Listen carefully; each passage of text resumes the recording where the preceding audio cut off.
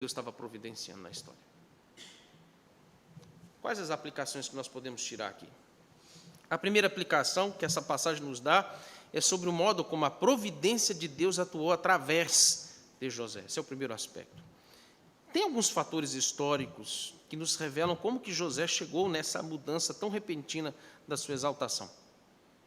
O primeiro fator histórico, quando você vai para a história da civilização egípcia, nunca se ouviu falar, não há nenhum registro de um tipo de governança como essa que José ocupou. Não há na história. Nem antes e nem depois de José houve registro de um outro vice-rei no Egito, porque isso, inclusive, não era próprio da estrutura político-social do Egito naqueles tempos. Não era. O sistema de governo nos países em geral eram monárquicos ou patriarcal. Era um só. Não havia divisão de poderes. Isso não era característico do mundo antigo.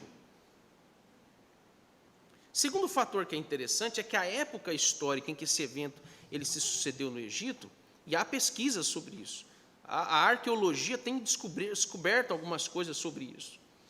Mas é interessante ver que o período em que José ele foi ascendido à posição de vice-rei, ela coincide com os anos, como eu disse antes, de 1700 a 1600 antes de Cristo. E nesse período, os faraós que reinavam no Egito não eram os egípcios nativos, mas eram faraós estrangeiros. O faraó que provavelmente governou o Egito nesse período, talvez ele se chamasse Maibre-Xexi. Maibre-Xexi I, que não era egípcio nativo. Ele era um faraó estrangeiro que pertencia a uma civilização asiática chamada Ixos. Quem já estudou história antiga, talvez tenha ouvido falar desse povo. Os Ixos, que pertencem àquele período da história do Egito Médio. O Egito Médio é o período de transição para o Egito Alto, ou seja, o Egito que se torna a maior de todas as potências do período do Êxodo, que vai entrar a história de Moisés e a saída do povo de Israel do Egito.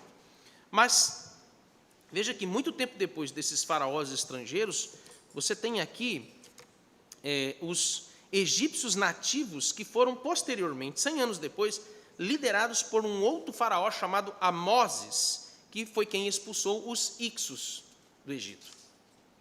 Os Ixos, se você não sabe, os Ixos eram semitas. Tem uma similaridade com a família de Jacó, o povo de Israel, os hebreus. Mas nesse período, quando os Ixos eles estavam no domínio do Egito, progrediu no uso dos seus recursos naturais. Eles progrediram em todas as suas tecnologias avançadas na área agrícola, o uso aprimorado do bronze e do ferro, o progresso da cultura, como também do idioma, da língua egípcia, que é muito rica, riquíssima. Esse é o período que isso se acende. Foram com os Ixos, foram com os egípcios nativos. Eles se tornaram uma das maiores, por isso que se tornaram uma grande potência, as maiores assumidades de influência diplomática e política, comercial e militar daqueles tempos. Tudo por causa dos Ixos, semitas, descendentes de Sem, além do fato de que eles introduziram, naquela época, o uso de carros ou de carruagens. Acabamos de ler o texto, quando o faraó designou José a um segundo carro real para que eles percorressem todo o Egito, além do uso também de cavalos, como instrumento de guerra, a cavalaria. Os egípcios nativos, há um outro detalhe aqui na história desse período de José, e ela está aqui em Gênesis 46, 34. Abra a sua Bíblia lá em Gênesis 46, 34. Os egípcios nativos, eles não gostavam de estrangeiros, muito menos dos semitas, em particular os semitas. Os povos que tinham a cultura da pecuária, ou que tinham a cultura de criação de gado de rebanho, eram odiados pelos egípcios nativos. Gênesis 46, verso 34, José aqui, olha o versículo aí, ele orientou o seu pai orientou os seus irmãos, orientou toda a família dele, quando eles depois se reencontraram e eles vão para o Egito.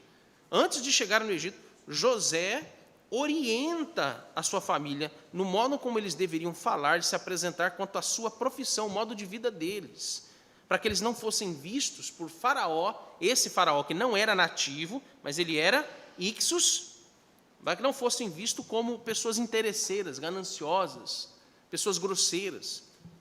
E aí, nesse verso, Moisés ele nos revela que os egípcios eles tinham todo pastor de rebanho como?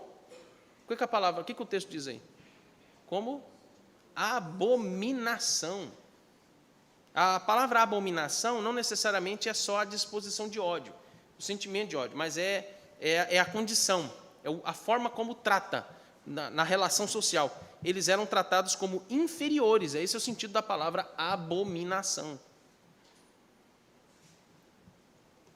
Qual é o ponto aqui para aplicação? Vejam como em tudo isto Deus agiu em cada detalhe na história, preparando todos os eventos nos seus mínimos detalhes para que pudesse usar José e, através dele, salvar o seu povo da terrível fome que viria sobre a terra, para preservar a linhagem do Filho de Deus, e a linhagem do Filho de Deus nasceu o Salvador. Deixa eu abrir um adentro. Eu acho curioso, interessante,